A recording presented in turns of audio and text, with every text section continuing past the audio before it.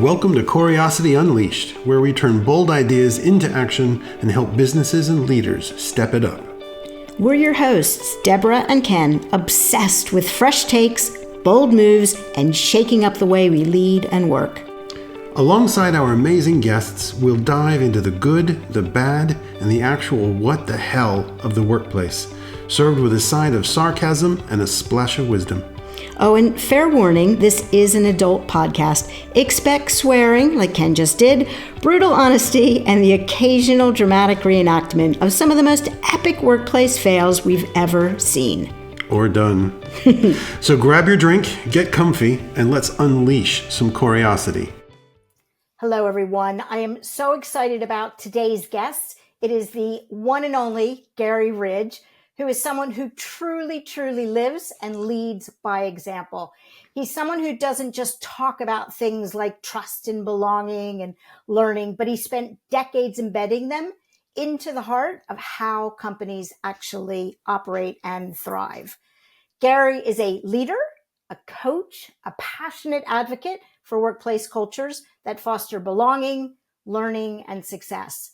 As CEO and chairman of WD-40 for 25 years, wow, he built one of the world's most recognized brands by prioritizing trust, respect, and people-centric leadership. Garry, I forgot to have my can on my desk. I was going to have my can to show what a great product it is, but I'm sure you have one on your desk. Let me finish the introduction. Sorry, there's so many wonderful things to say about you. Now you've taken your mission even further as the culture coach, board member, best-selling author, and passionate advocate for leaders who want to create workplaces where people feel valued, safe, and inspired to do their best work. You call yourself, see if I can say this word right, the Dean of Dumbassery. Did I get that right, Garry?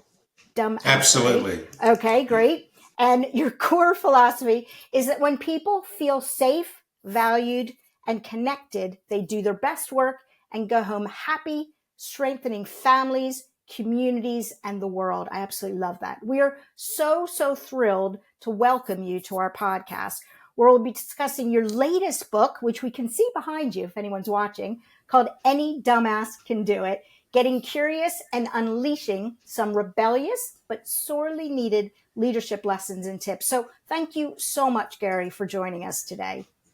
Oh, my pleasure. Thank you for having me along. It's good to be with you again. Again, I know. We've known each other for how many years now? Since we sat at a speaker's table back in US. I think it was like 8 years ago. Yeah, and when we sat and ate some really lovely Dover sole at Scott's restaurant, I think it was in London. Oh, we did. Yes, we'll have to do that. We're at separate ends of the world right now. You're in California, I'm in London, but we'll have a reunion soon. And we'll invite Ken. Sorry, Ken, you're here. We'll invite you to our reunion. So yes. Definitely. I'll take an afterthought position on this one. That's absolutely fine, yeah. Well, before I leave it to turn it over to you, Ken, to ask the first question, I just wanted to say this up front. Your book is so packed with so much information and so many golden nuggets of wisdom and insights that we could be talking for hours and hours. So I'm just telling anybody listening that we're going to give you just a little bit of a snippet, a little bit of a teaser. But if you want the full brilliance, I really, really suggest you go out and grab a copy of his book. It is absolutely amazing. So yeah, with that, Ken, I'm going to turn it over to you to start the questions. Okay, I'm going to jump for an obvious question here, Garry. That title, it's bold, it's cheeky, it definitely grabs attention. I've got a few questions. What sparked the idea? Did anyone try to talk you out of it? What message were you hoping it would send to leaders? Thanks, Ken. Yeah, it is. It is bold, and it was meant to be that way.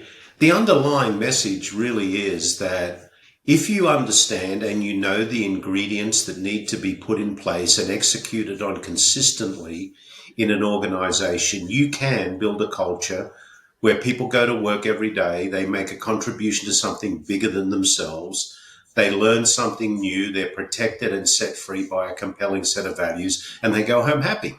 And my premise is that if you do know that, any dumbass can do it. So, yes, that's why I titled the book that. I think I probably had only 2 people that really said you shouldn't do that. And so many people said, I love the title. And I guess because I'm an Aussie, I could get away with it. But remember, ass in our language means donkey. So you could have been any dumb donkey could do it. But I'm not talking about someone's posterior here.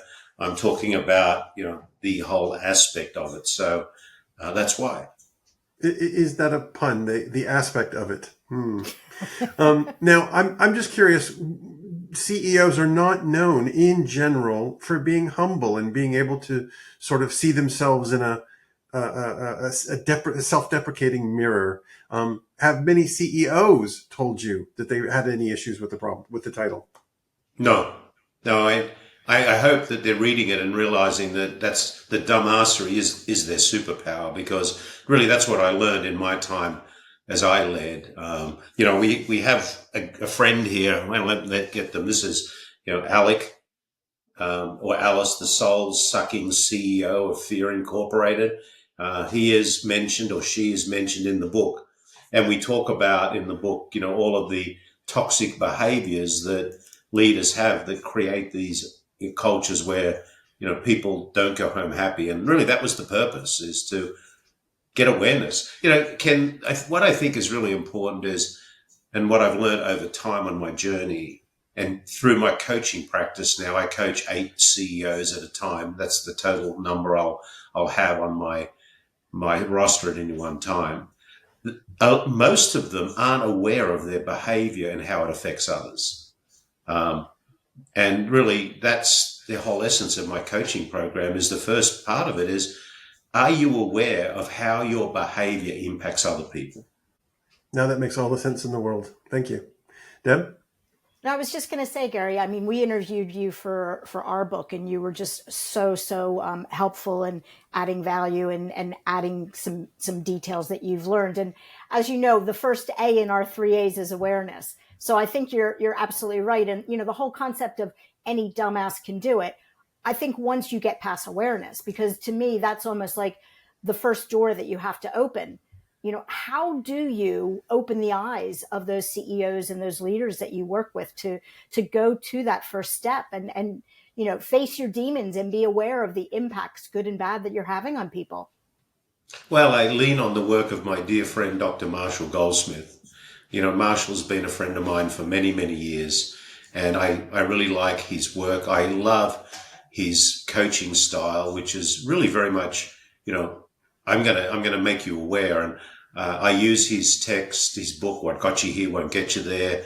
He wrote that, which is really a culmination of, 40, 50 years of coaching. And he was able to come up with these 20 habits that were at some level of abundance in the leaders he coached. So my first step is read this book and tell me where you think you have opportunity. Then I speak to the stakeholders of that leader, and I ask them, how do you think this leader is in relation to these behaviors? And they tell me. And then I do a heat map and I say, well, Ken, this is what you said, and this is what those that you have to leave said. And there's usually an opportunity there, a target-rich opportunity, I might say.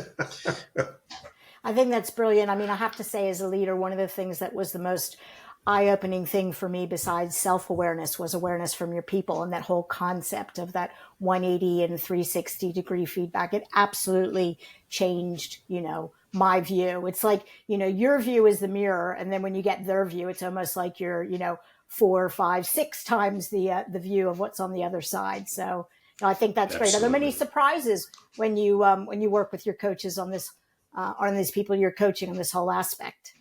Yeah, there have been. I think the surprises are, when I share with them the feedback, they kind of go, oh, yeah. But then when we talk about, do you know how that behavior impacts others? No. Okay, well, here's something for you to think about. And that's where we really get into it. And then the next step we go on to is we then have the next phase of the coaching is called intention. And we come up with the daily questions. One of the repeat offender behaviors is they don't want to listen. So I have them ask themselves, did I do my best to be a good listener today? Did I do my best to not micromanage today? Did I, whatever it is? And they ask themselves that question on a basis and rate themselves from 1 to 10 or 1 to 5. And then we have follow-up calls every 2 weeks, and we look for low ratings. What triggered you not to be a good listener on that day? Because we're looking for those triggers. And then finally, or not finally, but then after a period of time, we go back and we readdress the stakeholders again. And funnily enough, behavior changes when you focus on it. But it's great that you break it out into bite-sized chunks. I think that's some of the problems that we do is we throw our leaders into this big, huge pool, expecting them to just grab everything and change. So small pieces, small actions, one at a time.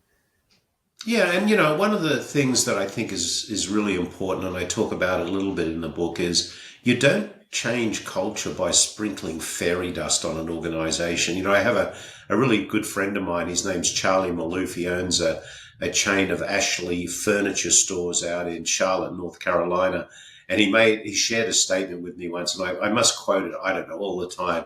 He says, culture is not a microwavable event. It takes a crock pot approach. And that is so true. I love that. Ken, that's another one for the t-shirt. Ken's collecting all these amazing slogans, so we will put credit where credit is due. That's a brilliant one. That's Charlie Maloof. Got it. Absolutely, got that one. So, Garry, under your leadership, WD-40 became a beacon, a kind of an example of what people-first, purpose-led culture can be. What were the non-negotiables that you held on to make that happen? Well, there's a few things that need to be in place, really. Firstly, does the organization have a clearly defined and authentic purpose? You've got to have these foundations in place. Do we have a set of values that are hierarchical and they're there for one reason? That's to protect people and set them free. And then, the leadership has to be committed to the cause of a group of people coming together to protect and feed each other. So, I often said to my leadership group, be under no misunderstanding. The only reason we are here today is to help those we have the privilege to lead step into the best version of their personal self. And that's why we made some subtle but really, really impactful changes. Number one is we took the word manager out and we changed it to coach. You reported to your coach, not your manager. And here's why. And this is very simple, but Ken, let's believe that this is your first day at working at, fill in the blank company, right? And you walk in and I say, good morning, Ken. I'm Garry. I'm your manager. Doesn't feel real good. And if you look up in some of the fine English dictionaries, the definition of manager, sometimes it says manipulator. You don't manage people. You manage your bank account and you manage inventory. But if I walk into you one day as you walk in, I say, good morning, Ken. My name's Garry. I'm your coach. The only reason I'm here today is to help you play the best possible game you can play. I want you to win, and I'm going to do everything I can to help you win. So to do that, we're going to both understand what an A looks like. What are we going for? What does winning at this team within this organization look like? I'm going to spend a lot of time, Ken, observing the play of you, and I'm going to never run onto the field and try and kick the ball when you're out there. That's called micromanagement, but we're going to have conversations around the play. I promise you I'll never go to the podium and take your prize because you would have trained hard to win that prize. And I'm going to spend a lot of time in the stinky locker room with you and your other teammates because that's where we build psychological safety. So, that's really important. And then the other thing we did, which was truly meaningful, is we wanted to reduce fear and increase psychological safety. Well, you could say to someone, I'm going to increase psychological safety, and their head kind of swirls. What does that mean? Well, psychological safety is built on a foundation of trust and a reduction of fear. So we took the word failure out and we said, we don't make mistakes here. We have learning moments. And a learning moment is a positive or negative outcome of any situation that needs to be openly and freely shared to benefit all people. Now, coincidentally, what was wonderful about that is if you go back to the story of the brand WD-40, that blue and yellow can with a little red top, In 1953, the company was called Rocket Chemical Company. It was a fledgling company in San Diego. There was a problem with condensation and corrosion in the umbilical cord of the Atlas space rocket. The chemists got together and started to formulate product to try and solve that problem. Formula 1 didn't work, nor did 2, nor did 5 or 25. 27 didn't work, nor did 29. 35 didn't work, and 39 didn't work either. But guess what? 40 worked. And that's why it's called WD, water displacement 40th formula. So our success was built on 39 learning moments. So there was, I was fortunate to be able to link those two together. Now, I'm so glad they didn't give up at 39, because if they did, we wouldn't be having this conversation today. And to be honest with you, Deborah and Ken, I'm really glad 39 didn't work, because I don't think WD 39 sounds anywhere as good as WD 40. I agree 100%. So that was a long answer to a simple question.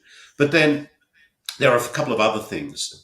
We have to make sure, and I talk about it in the book, The 4 Pillars, that we care about our people we love and care about our people enough, not only to reward them and applaud them for doing great work, but we're brave enough to redirect them when their play isn't helping them win. Not protecting our comfort zone at the expense of other people's development. Because what happens in a lot of cases, managers protect their comfort zone. They don't want to have that redirection conversation. And the big fear around that is they haven't been clear on what an A looks like. So that conversation gets into a bit of a finger pointing exercise. The next one is candor. No lying, no faking, no hiding. Most people don't lie in organizations. They fake and hide because of fear. Accountability, and then is really important. What do I expect from you, and what do you expect from me? And then responsibility equals accountability and ownership. And we put together something called the Maniac Pledge, which was our pledge of accountability.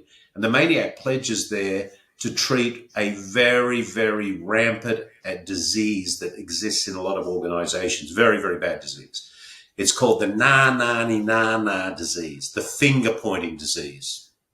Right?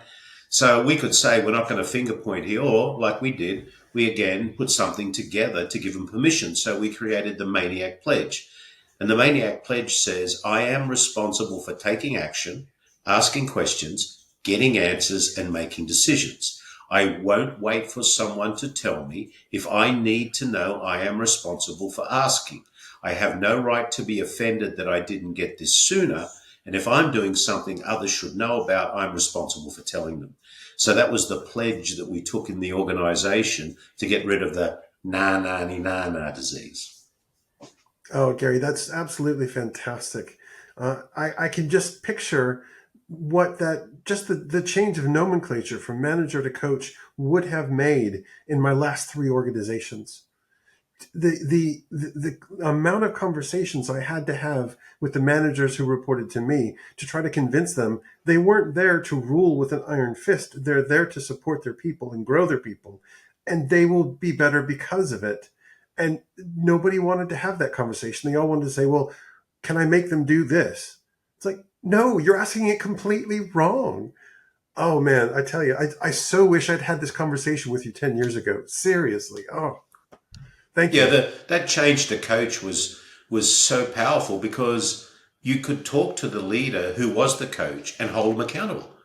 I could talk to the people that I was the coach of and say, be under no misunderstanding. What are you doing to help that person win? Do you know what's getting in their way? Or by the way, do you know the game? Or have you let them down by not understanding yourself what it takes to win? And you could have these conversations, and they were meaningful and they were actionable. Wow. Deb, we're going to have to book Garry about 6 more times, because I sense we've got a lot to learn from this guy. I know. It's interesting though, when you talk about this move from manager to coach, and I think it is very brave of you to do that.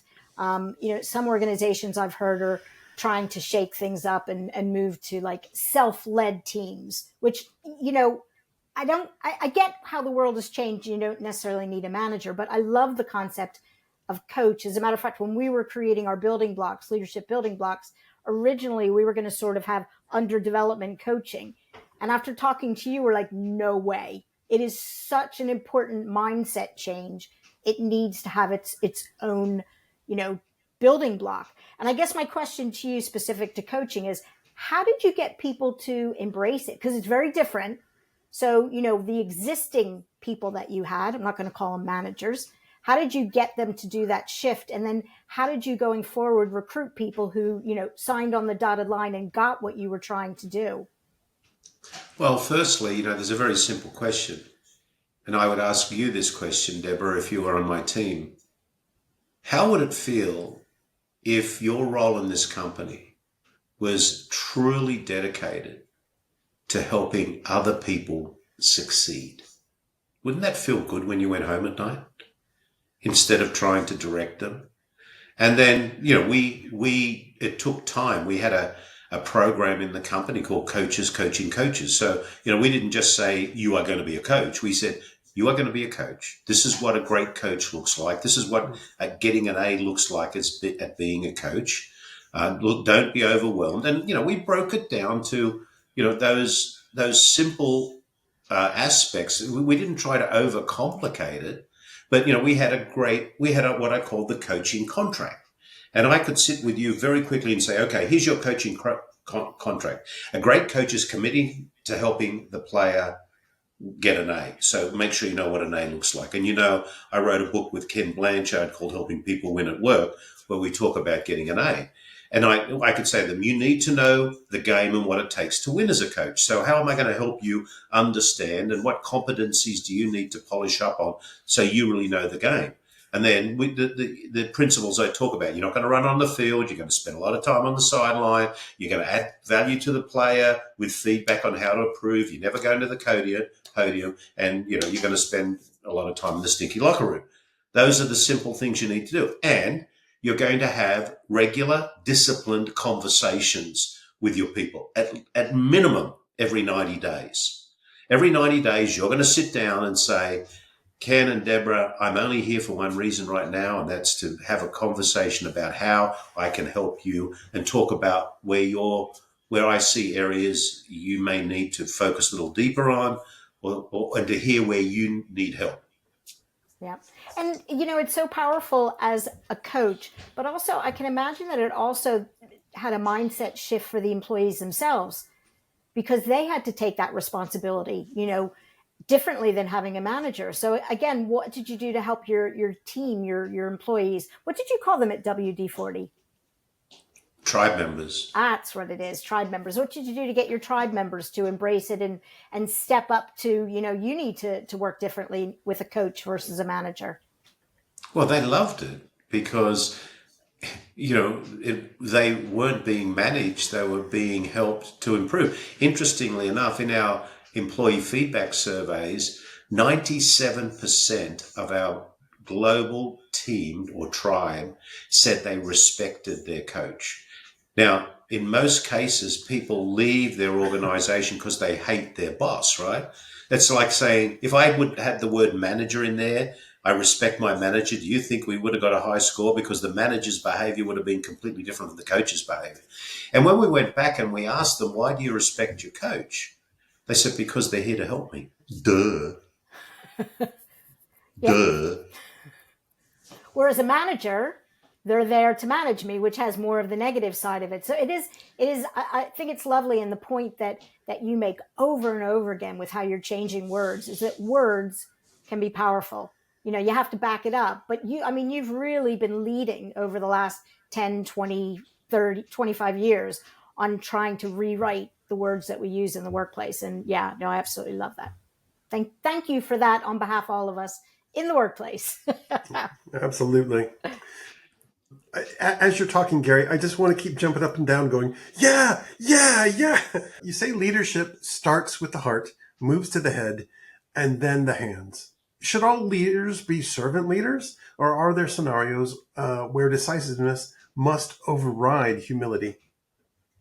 A servant leader is not about just having a soft heart. We have to have a heart of gold and a backbone of steel. Leadership is a balance between being tough-minded and tender-hearted. And the genius is in the middle. So, a servant leader isn't someone who's always forgiving, but they certainly are always have empathy. I've had many redirecting conversations in my time as a leader.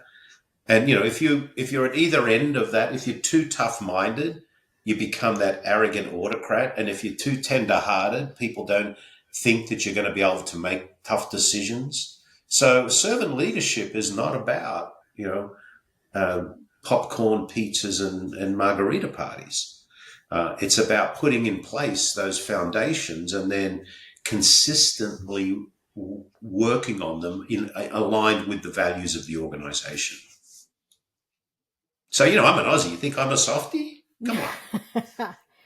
It's interesting, when we were researching our book and we were writing the part on empathy and compassion, there was a story about an FBI negotiator. And he talked about how, yes, he was empathetic and tried to understand, what he had to do in these hostage situations.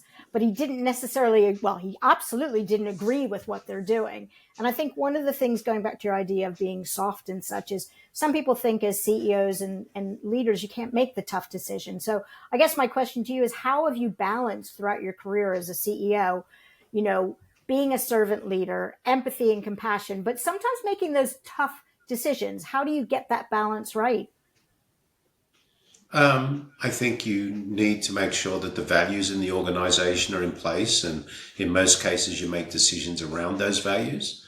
I often said no good deed goes unpunished. You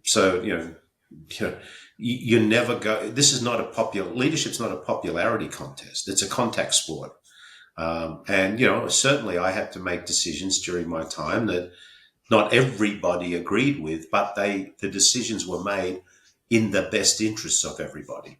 And to do that, I needed to gather the facts, get good advice, consider the options, think about the outcomes, and ask for a lot of help.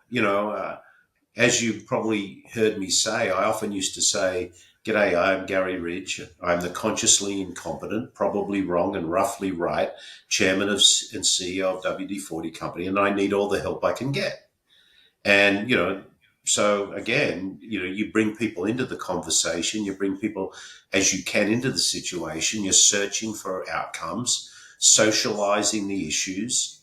But that takes time. A lot of people think this servant leadership culture thing is soft stuff. This is not soft. This is the hardest part of leadership. And I can tell you why I know that, because not many people do it, because it's too hard. You look at the latest Gallup results that came out, and only 31% of people globally go to work engaged. That's disgusting. Disgusting. We should be absolutely ashamed of sending 69% of people home every day disengaged, sitting around their dinner table at night, and some of their family or their kids say, "Hey, Dad, how was work today?" And they talk about how much they hate it. And do you think those kids are going to go out and want to go to work? No way. I don't want to be like Dad. He comes home every night, he's cranky. I've got to find something else to do. Maybe I won't work anymore. Maybe I'll just go sit on the beach. I'll be happy there. Or they accept it and they're like, well, this is just what the workplace is like, and I'm never going to be engaged. And no, I agree. And, we've been around, all of us, long enough to see that those numbers aren't changing. And you just want to shake people. And to your point, it might be a bit more work to do some of those, those behavioral changes, but in the long run, it makes things easier as a leader, better for your business, all those types of things happening. Well, you hit on it, better for the business. Absolutely. We had a compounded annual growth rate of total shareholder return of 15% a year. We took the market cap of the company from 300 million to 3.6 billion. We had employee engagement at 93%. 98% of the people said they loved to tell people they worked at the company. And we just sold that blue and yellow can with a little red top. It wasn't sexy, eh? So, and here's the simple equation for the leaders out there that think building a great culture is not going to be good for your business. We can write the best strategic plan in the world. Right? We've got a really strong strategic plan. We've identified our target market, our go-to-market strategy. We know our distribution. All that is in place. 70 out of 100 for your strategic plan. But if 30% of people go to work every day and are enthusiastically executing against the strategic plan, 30 times 70 is a number. But if 80% of the people are going to work every day and enthusiastically executing against the strategic plan, 80 times 70 is a much bigger number. So it's all about the will of the people times the strategy. High will of the people, reasonable strategy, great outcome. Low will of the people, reasonable strategy, lousy outcome. Do you know, it just fascinates me because I can remember when I met you at this event, and I used the analogy of an American football team, and I did exactly what you said. I had like a full football team, and then I got rid of the disengaged people, and I'm like, how can you engage people? So I'm going to put you on the spot. What do we have to do to convince these CEOs? You know, we keep showing them the data. We keep showing them that leading the way you are absolutely role modeling and changing at WD-40. What do you think is going to finally make a difference and get people on board? We have to keep proving the equation to them and giving them evidence. You know, one of the things that I'm fortunate in that I can talk to CEOs about this, and if they say it doesn't work, I can call BS. I said, because it does work. We proved it.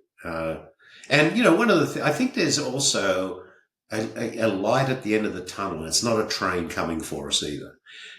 Today, more and more leaders, organizations, and investors are truly talking about the advantage of great culture in an organization. And I'm not talking about DE&I and everything else. You know, it's pretty simple. If you have an organization where people know and feel like they belong, they know and feel like they matter and their work makes a difference, there's high psychological safety because fear is reduced through having learning moments, not mistakes. They feel valued because their coach is there to help them win.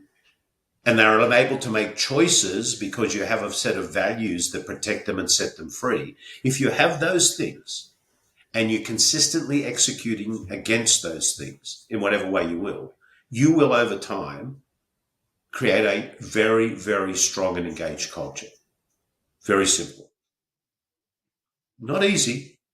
I'd like to disagree with you on one thing, though. Going back, you said that the little can with the red top is not sexy. Now, first off, for every workshop I've ever had, that can was mandatory. It had to be there. It wasn't a workshop until you had that in there. So that's one kind of sexy. But on the other hand, I bet those 98% of people who had high satisfaction within your organization, I bet every last one of them found working at WD-40 sexy. When they would talk to their friends and their friends would moan about how bad life is or how their boss had treated them or whatever. So just for the record, I can now say I finally disagreed with somebody who I really revere. I bet they really found it sexy. Well, I accept your disagreement. Thank you. Now, one of the things that I caught in your book, and I know you were quoting somebody else on this one, but you broke failure down, not failure, but these learning moments into intelligent, basic, and complex failure, and that's fantastic. I tried to imagine how I could use that in my previous roles. How can an organization make a policy out of this so that they can identify which kind of failure is which and do it without killing innovation or trust? So we're not going to do this one, but we are going to do that one.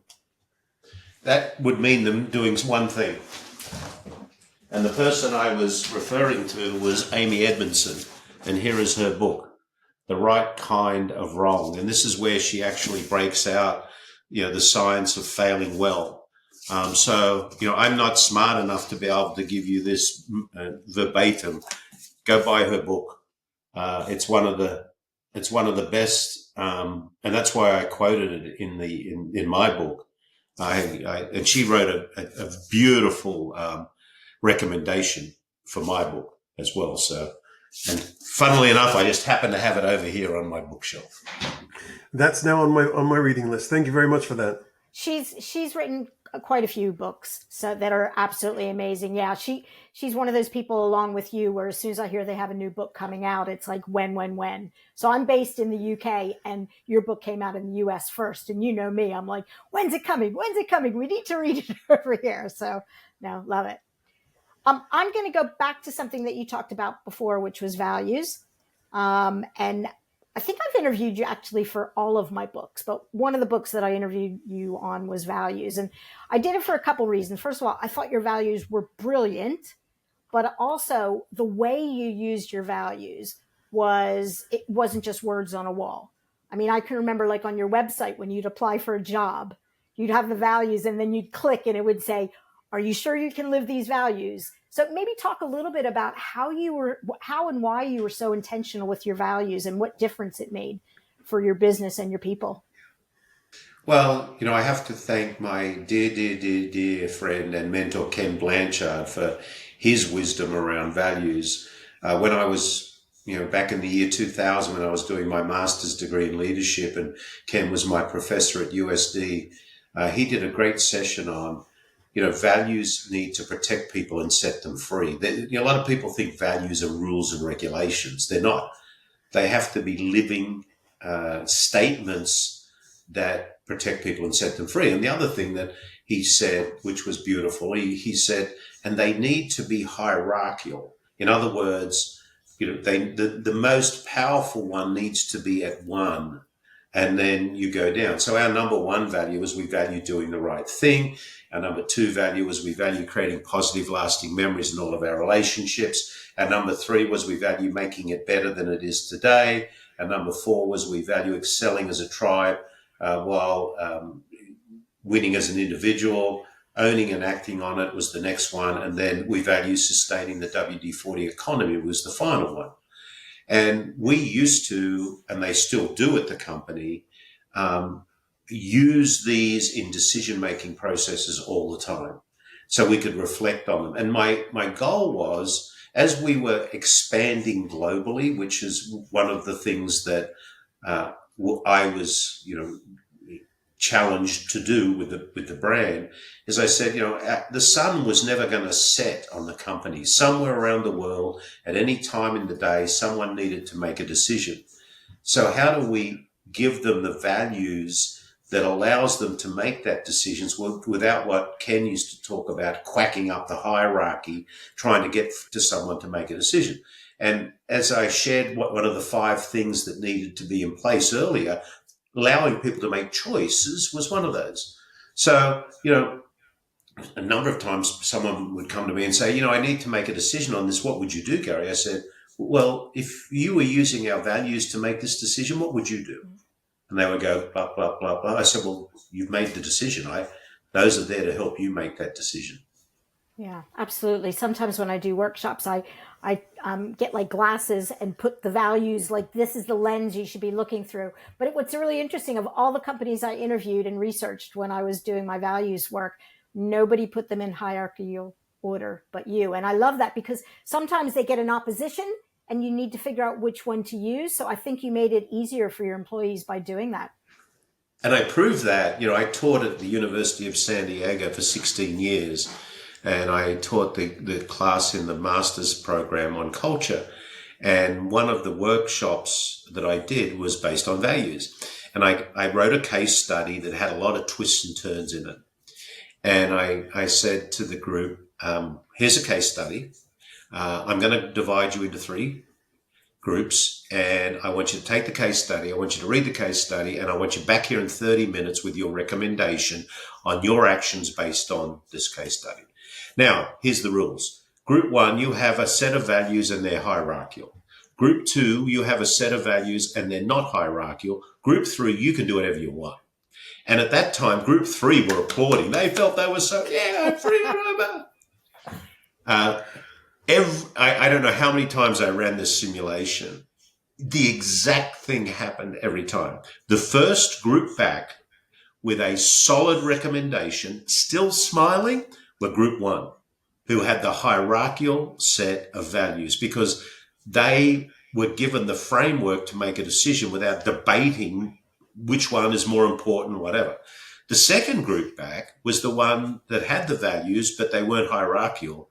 They were still a little fuzzy on what they really wanted to recommend.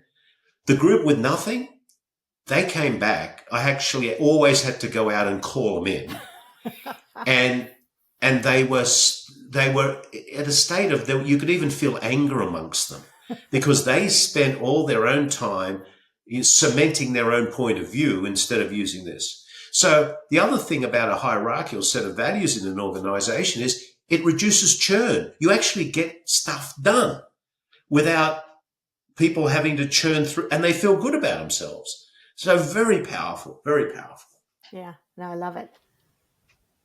Spectacular. Wow. One of the chapter titles caught my eye. Even the Queen sits down to pee. Now, obviously that's really memorable and it's going to stick with people, but it talks about authenticity. It's one of the leadership building blocks in our model. Why do you think so many leaders, especially at the top, still struggle to show their real selves? No, they didn't have my mum. Well, do so tell. you know that the chapter is one where I reflect on the learning from my mother, who lived till she was 99 years and 9 months old. She was born in 1914. And, being an Aussie and growing up in Sydney and having a mum that had lived, and I was the last of the children. There were 12 years difference between me and my brother. So mum was 40 something when she had me.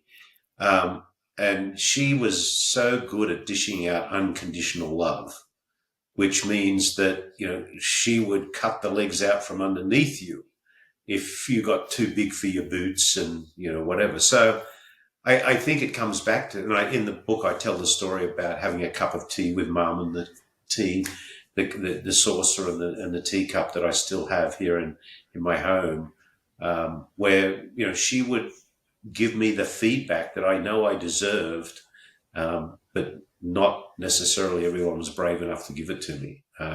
So I keep in that chapter, it's the learning moment in that chapter is you need to be a mother and a son. You need to be brave enough to give unconditional love and feedback. And as a son, you need to accept it and just say thank you and move on. So authenticity, the tall poppy syndrome in Australia, really taking time to not get too big for your boots. You're not corporate royalty. One of the bad behaviors of Alec, the soul-sucking CEO, is he thinks she thinks they're corporate royalty. They'll have their own parking spot. They have the biggest office in the room. They'll never be in the canteen, the cafeteria, because someone's delivering tea to their desk. They've spent their life climbing this corporate ladder and, therefore they shall be bowed down to as the king. Well, no. Even the Queen does sit down to pee. Fantastic. No, that's absolutely rules to live by. I don't know how some people get so up themselves that they just distort the whole fabric of the organization.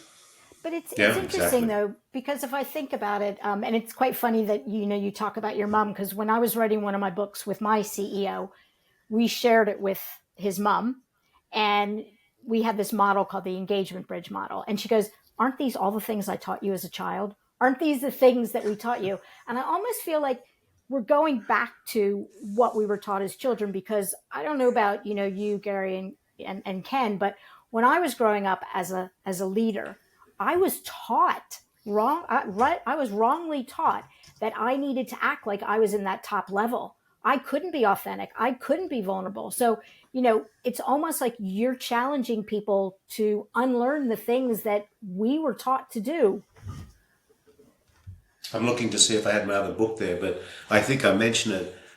The book that I read every summer is my favorite book. It's Everything You Need to Know You Learned in Kindergarten by Robert Fulghum. Say please and thank you, pick up after yourself, don't steal, if you go out at night, hold someone's hand. These lessons you learned in kindergarten are really the lessons that if you take them and you lay them in place in business, that's the goal. So another book to read is Everything You Need to Know You Learned in Kindergarten. And as a leader, if you read that book and just and just use those principles in leadership, you will win. Yeah. I love your whole concept to learning and development, because it's like it's a village. You've shared so many amazing books out there, and we appreciate it. So besides your book, you're also sharing others. So we could talk to you forever. Absolutely. We might have to do another one with you. But if you had to sort of bring it into one piece of advice, one key takeaway, which I know is really, really hard, something that they can just start doing tomorrow, today, whatever, what do you think that would be? It's not about you. It's about the people you have the privilege to lead. That said, I have a little tool. If you go to my website, www.thelearningmoment.net, up on the top banner, it says quiz. You can do your Power of Dumbassery quiz. And I will give you a Dumbassery grade after you do the quiz. The higher your Dumbassery, the better leader you are. And after you've done the quiz, I will email you a playbook that has 3 or 4 things you can start doing just this week to implement the power of Dumbassery. I love it. It's a wonderful gift. I know I was glad when you said the higher score is better, because Ken told me just today how he took it and he had a really high score. So that's good. I was a bit worried when he said it was a high score. Didn't know if that was good or bad. The higher the score is your proficiency of Dumbassery, which is your superpower. Dumbassery is your superpower. Great. And it's so wonderful of you to give everybody that gift and to give everybody something that's specific to them. So I think it's a really good high level for everyone. And then if you want to take it to the next level and get that one thing that you can do differently, definitely go onto Garry's website, which is a good segue into what is the best way for people to contact you. They're going to get your book. They're going to go on your website. Where can they continue to learn from the gems of wisdom that you're sharing with us? Probably best platform is LinkedIn. You'll find me there. I actually have the School of Dumbassery on LinkedIn, so you can enroll in the School of Dumbassery. Fantastic. And we share lessons around that from time to time. But LinkedIn, for some reason, I have, 120,000 people who have nothing to do that follow me around on that. But I try to make sure, and I'm very grateful and I'm thankful for that. Thank you. So here's this question. You have a School of Dumbassery. What do you do on your graduation? How do you celebrate when you graduate from the School of Dumbassery? You never graduate. I love it. You're right. We're always learning. It's perpetual in nature.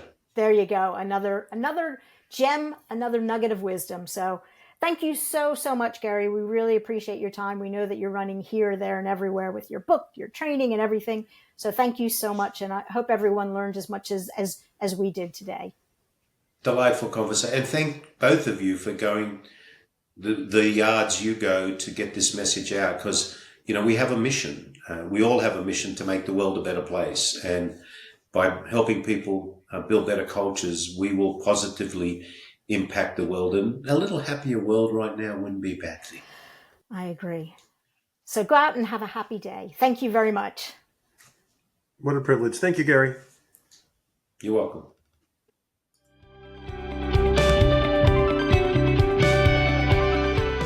And that's a wrap on this episode of Corey-osity Unleashed. Huge thanks to our amazing guest and, of course, to you for tuning in. We hope you picked up some useful tips. And hey, if this episode sparked a minor existential crisis because you realized, oops, you might be guilty of this at your company, don't panic. We've got your back. From consulting and leadership workshops to our one-of-a-kind 360-degree feedback tool, we're here to help you and your leaders step it up. Let's keep the conversation going. Connect with us on LinkedIn, visit stepituphr.com, subscribe to the podcast, or drop us a line at info@stepituphr.com. Together we can make work for our people, our leaders, and our businesses. So until next time, stay curious, stay bold, and keep unleashing that Corey-osity.